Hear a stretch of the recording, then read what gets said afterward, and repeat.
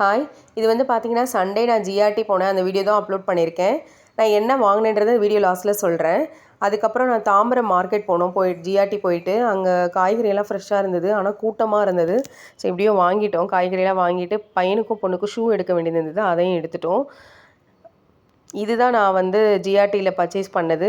ஒரு silver chain, அப்புறம் ஒரு கம்மல் பாப்பாவுக்கு.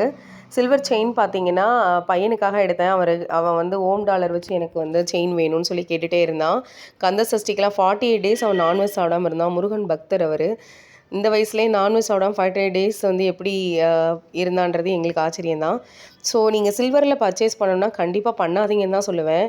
இதை வந்து நான் வாங்கிட்டேன், அவன் ஆசைப்பட்டான்னு வாங்கிட்டேனே தவிர எனக்கு வந்து ரொம்ப இதுவாக தான் இருந்தது. ஏன்னா இது கிராம் கணக்கில் 2500 தான். ஆனால் நான் பே பண்ணது 5500.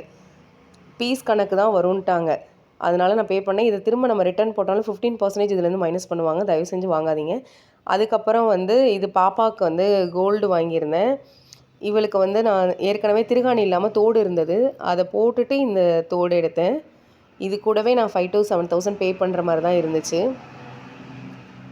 இதுக்கே 21% வந்து இது போட்டாங்க, வேஸ்டேஜ் போட்டாங்க. அதுக்கப்புறம் மினிமைஸ் பண்ணி ஒரு 16க்கு கொண்டு வந்தாங்க. ஸோ எப்படி இருந்துச்சுன்னு சொல்லுங்கள். தேங்க்யூ ஃபார் வாட்சிங். என்னோடய வீடியோ பிடிச்சிருந்தா சப்ஸ்கிரைப் பண்ணிக்கோங்க.